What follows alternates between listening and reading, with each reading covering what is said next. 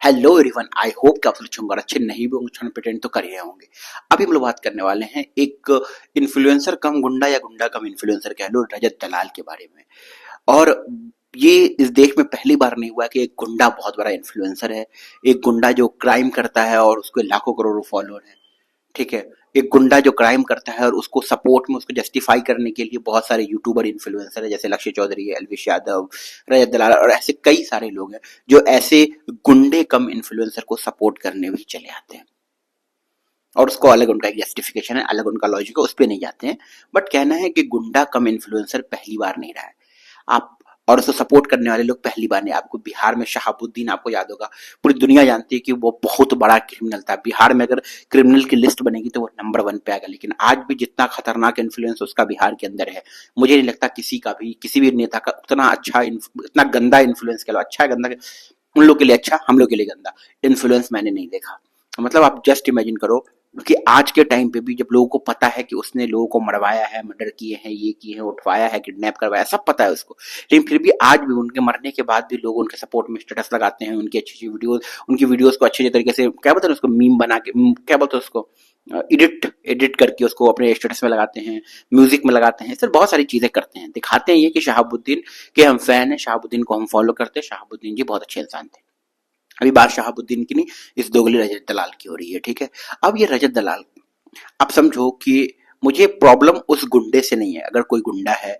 तो वो अपनी हरकत से बाज नहीं आएगा, वो गुंडागिरी करेगा, वो हर स्टेट में रहता है, बिहार, यूपी, मध्य प्रदेश, कहीं भी आप चले जाओ, गुंडा गुंडा होता है। प्रॉब्लम क्या है ना कि जब आप किसी गुंडे को प्लेटफॉर्म दे देते हो, जैसे किसी गुंडे को आप पॉलिटिक्स में एक प्लेटफॉर्म दे देते हो, जिता के विधायक, एमएलए बना देते हो, फिर जब वो आग मूतता है या फिर प्रॉब्लमेटिक हो जाता है तो फिर आपको लगता है कि यार ये तो गलत आदमी को मैंने चुन लिया, ये तो गलत इंसान नेता बन गया, ये तो गलत इंसान हमारा विधायक बन गया, गलत इंसान हमारा सीएम पीएम, जो भी आपके माइंड में आता हो, हर लेवल पे लगता है इंसान को कि ये गलत इंसान है, ठीक है। वैसे ही आजकल सोशल मीडिया पे भी हो गया है कि सोशल मीडिया पे पहले अपन अपने फॉलोअर्स, अपन किसी को इन्फ्लुएंसर बनाते हैं, किसी को फेम देते हैं, और फिर हमें पता चलता है कि ये तो भाई सब गलत कर रहा है। क्योंकि प्रॉब्लम ये है कि आपको जब डे फर्स्ट आपको पता चला कि इसने गुंडागिरी की, किसी के साथ गलत किया, किसी के साथ अत्याचार किया, आपने तब तो उंगली उठाई नहीं, तब तो उसको सवाल नहीं किया, तब आप ही उसको जस्टिफाई करने पे लग गए। मतलब सोचो यूट्यूब का गेम कितना गंदा है, कितने, और इसमें ना सबसे ज्यादा गलत कोई है नहीं तो बोलते हैं हम, मैं इस चीज में अग्री करता हूँ, उस इंसान की गलती नहीं। कभी भी,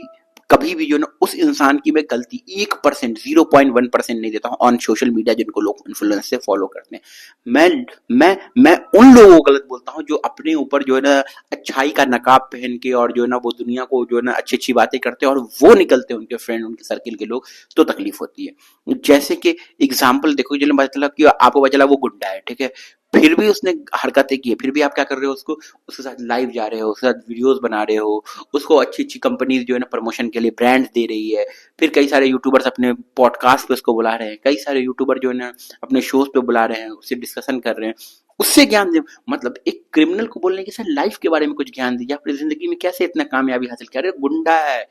गुंडे से तुम हमको इन्फ्लुएंस करवा रहे हो। और यही सोशल मीडिया की गंदगी मुझे बहुत तकलीफ देती है कि जब कैरी मिनाटी ने रजत दलाल को रोस्ट किया तो मैंने देखा कि रजत दलाल ने किस तरीके से धमकी दी, गंदी गंदी बातें की उसके साथ, लेकिन उस बंदे ने सिर्फ समझदारी, समझदार इंसान हमेशा, कैरी बहुत समझदार है, तो उसने समझदारी से उस चीज को बोला, ठीक है भाई साहब आपको पसंद नहीं है, हम इस चीज को हटा देते हैं, ठीक है। तब भी जो इन यूट्यूबर्स थे, इन लोग जो लोग रोस्टर कम्युनिटी के हैं, रोस्टिंग कम्युनिटी के हैं, इन लोगों को उनके सपोर्ट में आना चाहिए कि भाई साहब देखो ऐसा है कि ये जो बंद तुम जो कर रहे हो वो गलत है, क्योंकि हम भी रोस्टिंग करते, कल हो के हर बंदा हमको धमकी देने लगे, कल मान के चलो लक्ष्य चौधरी किसी को रोस्ट करे और उसके घर पे 10 लोग आ जाए धमकी देने लगे, उठा लेंगे, माँ बहन ऐसे कर देंगे तो कोई भी फटेगी। लेकिन ये चीज में कोई भी उसके सपोर्ट में नहीं आया, कैरी मिनाटी के सपोर्ट में नहीं आया, वो देखने को मिला, और कोई भी कॉल आउट नहीं किया रजत दलाल को। कुछ इन्फ्लुएंसर ने किया, पीपो आया, और भी बहुत सारे लोग हैं जिन्होंने किया, ठीक है। फिर ऑल ऑफ अ सडन पता चलता है कि वो जो है कहीं पे क्रिमिनल का केस कर रहा है, जहाँ पे जो है बच्चे को उठा के ले गया, मारा पीटा, फिर पूरा दुनिया जो है उसके खिलाफ, कैरी मिनाटी में भी उसके खिलाफ, फिर इस बच्चे के केस में भी उसके खिलाफ गया, पूरा सोशल मीडिया, पूरी ऑडियंस सब उसके खिलाफ, सब उसके खिलाफ बात कर रही है, ठीक है। अब सोचो कितने दोगले हैं फॉलोअर्स, मैं भी फॉलोअर्स को दोगलापन बता रहा हूँ, वो तो साला चूतिया है ये, लेकिन फॉलोअर्स कितने दोगले में वो बता रहा हूँ आपको। फिर ऑल ऑफ अ सडन वो जेल जाता है, जेल से उसको बेल मिलता है, जो भी होता है, फिर उसकी लड़ाई हो जाती है XYZ एजाज खान से, ठीक है। अब जो लोग जो लोग अभी से 10 दिन पहले तक रजत दलाल को क्रिमिनल, गुंडा, जेल में होना चाहिए, उसको बाहर नहीं होना चाहिए, ऐसी मांगे कर रहे थे, अब वो लोग उनके सपोर्ट में आ गए। एक रजत दलाल गुंडा, एक एजाज खान गुंडा, उसके खिलाफ मैंने ऑलरेडी वीडियो बना रखी है, कितना बड़ा ड्रग डीलर है वो, ठीक है, और गुंडा है वो, मैंने पहले ही बना रखा है। तो भाई साहब कि एक गुंडा दूसरे गुंडा से लड़ रहा है, और फिर जो लोग पहले रजत दलाल को गलत बोल रहे थे, अब रजत दलाल के सपोर्ट में आ गए। क्यों? क्योंकि उसकी लड़ाई एजाज खान से हो गई। फिर वापस से कंट्रोवर्सी ऐसे ही घूम रही है। और ये जो टॉक्सिक फ्रेंड है, कभी आप देखो उस समय कैरी मिनाटी को लोग गाली दे रहे थे कि जो है ना भाई साहब, रजत दलाल के फैन कैरी मिनाटी को गाली दे रहे थे, लेकिन जब कैरी मिनाटी को एजाज खान ने गाली दिया तो फिर कैरी मिनाटी के लोग सपोर्ट में आ गए। तो ये दोगलापन, हिपोक्रेसी मुझे जो है ना एज अ फैन या फिर एज अ जो है ना सपोर्टर ही समझ में नहीं आता है। जो लोग यूट्यूब, इंस्टाग्राम पे लोगों को फॉलो करते हैं, उनकी ही हिपोक्रेसी समझ में नहीं आती है कि आप क्या देख के फॉलो करते हो, क्या देख के। और एक गुंडे को प्लेटफॉर्म दे देना कहीं से भी सही नहीं है। आप सोचो कि वो रैश ड्राइविंग कर रहा था, और अक्सर पुणे का केस आपने देखा होगा, मुंबई के अंदर पूरी दुनिया से ऐसे केस आते हैं रैश ड्राइविंग के, कि मान चलो कोई गरीब आदमी, कोई, मैं गरीब क्यों बोल रहा हूँ मैं, कब कोई एक इंसान जिसका इन चीजों से कोई लेना देना नहीं, अपनी अपनी अच्छी फैमिली है उसकी, एक घर में कोई इंतजार कर रहा है, ऑफिस से एकदम खुशियां लुटाऊंगा करते हुए घर से, ऑफिस से बाहर निकल रहा है, और वो जैसे ही बाहर निकल, पीछे से कोई गुंडा आता है, ट्रक से उसको उड़ा के मार देता है, अपनी जीप से, अपनी ऑडी से, अपनी मर्सिडीज से, अपनी थार से उड़ा देता है, और वो मर जाता है। इसके साथ क्या होता है, किसी को चिट्ठी लिखवा दी जाती है, किसी को कुछ दिन बाद बेल मिल जाता है, लेकिन जो उस परिवार का नुकसान हो गया वो कौन भरेगा? जो परिवार का इंसान चला गया उसकी क्या की, वो कैसे लौटेगा, आप मुझे ये बताओ। और ये आए दिन मुंबई से, पुणे से, दिल्ली से, बैंगलोर से, भोपाल से कैसे आती जाती है कि गाड़ी वाले ने उड़ा दिया, इसका कोई लेना देना नहीं था। अभी मैं भी एक हफ्ते पहले न्यूज देख रहा था कि कोई फैमिली थी, उसकी जो है ना माँ जो है वो सब्जी लेके आ रही थी, सब्जी लेने नीचे उतरी थी बिल्डिंग से, एक गाड़ी वाला उसको कुचल के मार दिया, चला गया। और ये सब होती है। मैं अपनी एक बहुत पर्सनल जेन्युइन कहानी बताता हूँ, मैं आपको एकदम, मतलब इसमें 0.1% भी फेकनेस नहीं है, ठीक है। एक बार क्या हुआ ना कि मैं अशोका गार्डन के ऊपर ब्रिज है, ब्रिज से जो है ना मैं मेरी बाइक से उतरा था, और पीछे से एक रेड कलर की थार एकदम हॉर्न मारते हुए, एकदम पै पै पै पै करते हुए ना एकदम स्पीड में निकल गई। और मैं और मेरा एक फ्रेंड पीछे बैठा था, मैंने बोला भाई ये जो है ना पक्का किसी को ठोकेगा। और हुआ क्या कि इतनी स्पीड से वो ब्रिज से नीचे उतरा ना, और ब्रिज से क्या ना, अशोक गार्डन वाली ब्रिज से आप नीचे उतरोगे ना, तो वैसे ब्रिज है, नीचे उतरता नीचे उतरता नीचे उतरता, और उसका ना दो ऐसे जंप होता है ना, दो जंप है, और ब्रिज थोड़ा देर सीधा रोड है, फिर सामने सिग्नल है, ऐसा वाला रोड है वो बंदा ऐसे किया, जंप में फड़ाक से जंप किया, फिर दूसरा जंप किया, और वो कंट्रोल ही नहीं कर पाया गाड़ी में, और सिग्नल रुका हुआ था, तब तक वो जाके एक गाड़ी में फड़ाक से ठोक दिया। ठोका, उस गाड़ी में थी प्रेग्नेंट लेडी, और लगभग लगभग 7 to 8 मंथ की प्रेग्नेंट लेडी रही होगी उस गाड़ी के अंदर, और उसका हस्बैंड निकला गाड़ी से, और वो बोला उसको रोकने को। वो बंदे, जब तक सिग्नल खुल गया तो बाकी आगे गाड़ी चली गई, लेकिन जो ना वो बंदे की गाड़ी, वो तो रुकी हुई थी गाड़ी, उसने गाड़ी स्टार्ट नहीं की, और ये थार वाला जो है ना भागने लगा इसको धक्का मार के। भाई साहब वो आदमी था जिगरे का तेज, उसने क्या किया, गाड़ी के बोनेट पे कूदा, और थार थी, थार में वो ग्रिल व्रिल रहता आगे में, उसको पकड़ लिया कस के, ठीक है, पूरा रोक साला रोक, गाली दिया जा रहा, रोक रोक रोक। उस बंदे ने अशोका गार्डन चौराहा से स्टार्ट, मतलब वहां से ब्रिज के कोने से स्टार्ट किया, मतलब थोड़ा सिग्नल के इधर से स्टार्ट किया होगा, और लाके रोका होगा बीच चौराहे से थोड़ा सा इधर साइड, बोगदापुर साइड के करीब लाके रोका हुआ, ठीक है। अब क्या हुआ कि जो ना अंदर से दो 10th क्लास 11th क्लास के बच्चे निकले, और उससे भी बुरा क्या कि क्या ना, शरीफ लोग थे वो, जो जिनकी फैमिली थी, जिनकी बीवी प्रेग्नेंट थी, वो शरीफ लोग थे, उन लोगों ने ज्यादा बस बोला चलाओ चलाओ, गार्जियन को कॉल करो, वो उसको मारा भी नहीं। उन्होंने तो चाहता ना भीड़ इकट्ठा कर थप्पड़ थप्पड़ मारती, वहां पर अगर हिंदू मुस्लिम, लेकिन जबकि वो आदमी मुसलमान था, वो गाड़ी चलाने वाला हिंदू था, ठीक है, लेकिन अगर मुसलमान ऐसे करता था तो हिंदू तो पेल दिया होता अब तक, क्योंकि पेशेंस लेवल मुसलमान में हमेशा ज्यादा है, ठीक है। तो वहां पे हुआ, ठीक है, अगर दाढ़ी वाला, वो दाढ़ी वाला था जिसके साथ हुआ, बिना दाढ़ी वाला बच्चा था, अगर ये दाढ़ी वाला कोई रहता ना तो मारता कि साल तुम्हारा कौम तुम्हारे चलाया जाता, इस्लाम में जाता, इस्लाम में यही सिखाया जाता है कि गैर मुस्लिम को मार दो,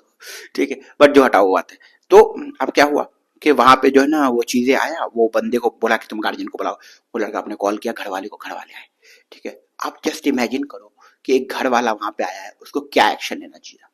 बच्चे पे चिल्लाना चाहिए था, डांटना चाहिए था, मारना चाहिए था, लोगों से माफी मांगनी चाहिए थी, क्या करना चाहिए था? आपको पता है उसके वालिद साहब ने क्या किया? जो किया ना, मेरा मन किया कि सबसे पहले उसके वालिद साहब को 2 थप्पड़ मारे, और मैंने कसम से ये बात बोली भी कि सबसे पहले तो इसके बाप साले को कूटो कि इसकी नाजायज औलाद पैदा कैसे कर दिया ये, मैं मेरे मुंह से ये शब्द निकला था, मेरे मुंह से, जो मैं बहुत सोच समझ के बात करता हूँ। मैंने बोला सबसे पहले तो इसके बाप को मारो साले को। उसका बाप आया, लिटरली उसका बाप ऐसे आया, बोला कि क्या हुआ क्या हुआ क्या हुआ। तो एक आदमी जो है ना एक्सप्लेन कर रहा है कि आपका बेटा ऐसे ऐसे कर रहा था, ये कर रहा था, वो कर रहा था, ऐसे हुआ, ठोक के देखिए गाड़ी पूरा डैमेज हो गई, ये हो गई, वो हो गई है, अगर बीवी मर जाती तो मैं भी पुलिस में चला जाता। तो उसका बाप क्या बोलता है, जाओ किसको कॉल लगाओ, जिस पुलिस को कॉल लगाना है लगाओ, जिसको कॉल लगाना लगाओ, तुम किसको किसको कॉल लगाओगे, मजिस्ट्रेट को कॉल लगाओ, तुम लगाओ कॉल, मैं भी देखता हूँ। कसम खुदा की मेरा दिमाग हिल गया।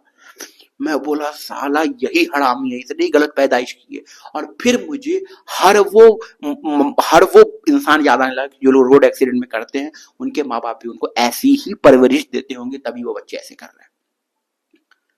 उसकी मम्मी भी ऐसे ही बोल रही है, तो क्या हो गया, बच्चा है, बच्चा है, बोले बच्चा है, लाइसेंस नहीं है इसके पास, 14 साल 15 साल उम्र है इसकी, इसके पास थार चलाने का लाइसेंस नहीं है इसके पास, ये बंदा एक्सीडेंट किया है प्रॉपर। अभी पुलिस आएगी, और भोपाल में पुलिस बहुत इजीली आई थी, चौराहे पे पुलिस खड़ी हुई थी, क्या है ना, अशोक गार्डन चौराहे पे कोने में पुलिस थाना है वहां पे। लेकिन ये वो जो इंसान था ना, वो इतना समझदार था,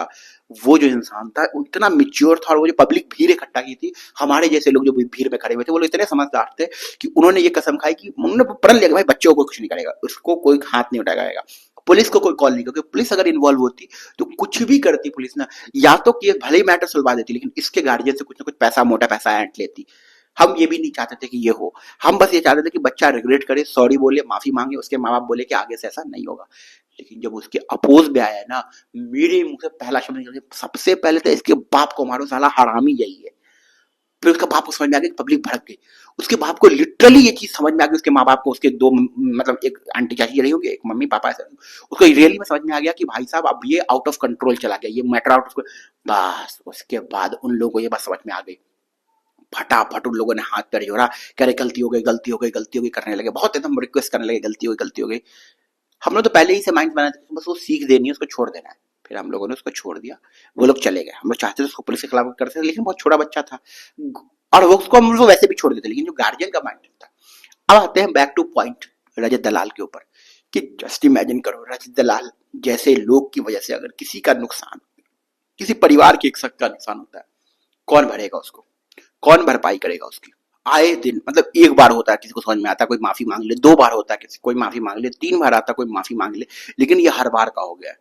कभी आप गाड़ी से किसी को धक्का मारते हो, किसी को आप रूम पे ले जाते हो, किसी को आप किडनैप, लिटरली आप किसी को किडनैप कर लेते हो। आप सोचो कि जिसके साथ आप ये चीजें करते हो, किसी को मारते हो, किसी को पीटते हो, या जिसके साथ जो चीज करते हो, आप इमेजिन करो कि उस पर क्या ट्रॉमा बीतती होगी, उसकी फैमिली पे। जब आप एक चीज पूरी दुनिया में पब्लिकली हो गई कि इसके बच्चे को किसी ने किडनैप किया और बहुत मारा, बहुत मारा, आप सोचो उसके माँ बाप पे क्या बीत रही होगी। उस बच्चे का आप मेंटल हेल्थ की बात करते हो, आप बात करते हो कि जो है ना, कि भाई मैं उन दोगले इन्फ्लुएंसर से बोल रहा जो इनको प्लेटफॉर्म देते, मैं उनसे पूछ रहा, तुम जो बोलते हो कि दोस्ती है, दोस्ती में कुछ नहीं बोला जाता, मैं दोस्त किस बात का भड़वे, असली दोस्त वही है भाई, ये दोस्त की गलती को भी गलती बता कि बेटा तुम यहाँ गलत हो, और ऐसी अगर गलती करे तो हम तुमसे दोस्ती रखेंगे नहीं, सुधर जाओ। और मैं तो ऐसा ही हूँ भाई कि मेरा दोस्त अगर कहीं गलत करेगा, मैं उसको सीधा बोलूंगा भाई तू गलत है। दोस्ती का भी मतलब थोड़ी है कि भाई गलत मर्डर करके आ गया, भाई तू, हाँ ठीक है तूने मर्डर किया, तू मेरा दोस्त है, तू जस्टिफाई है। कल हो के वो मर्डर भी कर देगा तो लक्ष्य चौधरी तो यही बोलेगा कि भाई साहब ये तो जस्टिफाई है, क्योंकि मेरा दोस्त है, दोस्त मर्डर किया तो क्या दिक्कत है, मैं तो दोस्त के सपोर्ट में खड़ा रहूंगा। ये मैं कह बोलूँ ना कि मैं कई बार ना ये चीज एक्सेप्ट करना चाहता हूँ कि ये जो इन्फ्लुएंसर आज हमारे देश में बड़े बड़े इन्फ्लुएंसर है ना, ये लोग अच्छे हैं, ये लोग समझदार हैं, ये लोग अब मिच्योर हो गए। लेकिन टाइम टू टाइम ना ये लोग हक देते हैं, टाइम टू टाइम ये लोग अपना एकदम सिस्टम बनाए हुए कि मैं अब हगूंगा, मैं अब हगूंगा, मैं अब हगूंगा, और ये टाइम टू टाइम हकते हैं, जिससे हम लोग को लगता है नहीं यार, जाहिल जाहिल होता है, फेम आ जाए, नेम आ जाए, लेकिन परवरिश कहाँ से बदल लोगे अपनी, आप जो माइंडसेट है वो कहाँ से बदल लोगे आप अपनी, जो आपके अंदर घटियापन जो भरा गया है इतने सालों में, वो कैसे बदल लोगे आप। वो मैं लक्ष्य चौधरी के लिए बोल रहा हूँ, एलवेश यादव के भी, रजत दलाल के लिए भी, और भी जो कई सारे इन्फ्लुएंसर जो इस तरह की चीजें करते हैं, उन सबके लिए बात बोल रहा हूँ कि आप अपनी परवरिश कहाँ से बदल लोगे। फेम के साथ आप थोड़ा इंटेलेक्चुअल बनने की कोशिश तो करते हो, आप थोड़ा फेमिनिज्म के बोल के, थोड़ा सा जो है ना जेंजी पे बोल के, थोड़ा इधर उधर की बातें करके आप कूल तो दिख जाते हो, लेकिन फिर आप कभी ना कभी ऐसा कोई बयान दे देते हो जिससे आप चूतिया साबित हो जाते हो, जैसे आप चूतिया साबित हो जाते हो, और ये लोग अक्सर ऐसा करते हैं। बाकी मैं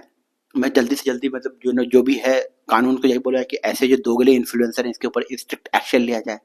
क्योंकि जो है ना भाई साहब, किसी की जान ले लेना कि मजाक नहीं है, और इसको इतने हल्के में हम लोग बोल दे या हल्के में निकाल दे, ये भी मेरे हाथ में नहीं कि भाई साहब क्या ही हुआ, एक तो मतलब जो है ना हो गया ना, गलती कर दिया, नहीं भाई साहब। एग्जाम्पल सेट करना चाहिए। अगर आप हर चीज के लिए, रेप और बलात्कार के लिए एग्जाम्पल सेट करने की बात करते हैं, तो रोड साइड एक्सीडेंट के लिए बात करो ना, क्योंकि आपको पता है इस देश के अंदर कितने सारे डेली रोड साइड एक्सीडेंट होते हैं। कभी एक बार गूगल पे डाटा निकाल के देखना, दिमाग खराब हो जाएगा आपका। और ज्यादातर लोग ड्रिंक के हालत में, कुछ लोग अपने स्पीड ओवर स्पीडिंग के चक्कर में, कुछ लोग शो ऑफ कर, कुछ के चक्कर में लोगों की जान जा रही है, और हम और आप कुछ नहीं बोल रहे। तो मेरा आपसे बहुत प्यार से और हम्बल से रिक्वेस्ट है कि प्लीज जो है ना, इस चीज पे अपना आवाज उठाए। ऐसे दोगले फेक इन्फ्लुएंसर को फॉलो करना बंद कर दें, क्योंकि ये कल आज किसी और के, मैं हमेशा बोलता हूँ, लगेगी आग जद में तो आएंगे कई घर, यहाँ पे अकेले हमारा मकान थोड़ी है। ये आज किसी और के परिवार के लिए खतरा है, कल आपके परिवार के लिए खतरा बनेगा। ये आज किसी और के परिवार को परेशान कर रहा है, कल आपके परिवार को करेगा। आज ये किसी और के परिवार को टॉर्चर कर रहा है, कल आपको करेगा। कल ये किसी और के बच्चे को टॉर्चर कर रहा है, कल आपके बच्चों को टॉर्चर करेगा। कल ये किसी और के लोग, बच्चे और फैमिली जो इसे गाड़ी के नीचे आ रहे हैं, कल कोई और आपकी फैमिली भी आ सकती है। तो समझदारी इसी चीज में है कि ऐसे फेक इन्फ्लुएंसर को, ऐसे दोगले इन्फ्लुएंसर को बाइकआउट करें। प्लीज बाइकआउट, इन लोग को अनसब्सक्राइब करें, इन लोग को देखने की जरूरत नहीं है, इन लोग से इन्फ्लुएंस होने की जरूरत नहीं है। बहुत अच्छे अच्छे दुनिया में इन्फ्लुएंसर है, इनको आप देख सकते हो, इन्फ्लुएंस हो सकते हो। ठीक है। बाकी अब आपका इन चीजों पे क्या ओपिनियन है, क्या सोचते हो रजत दलाल के बारे में, कमेंट सेक्शन में बताइए। मिलते हैं अगले वीडियो में, तो ऐसा जुड़ जाए। अपना ख्याल रखिए। Bye bye.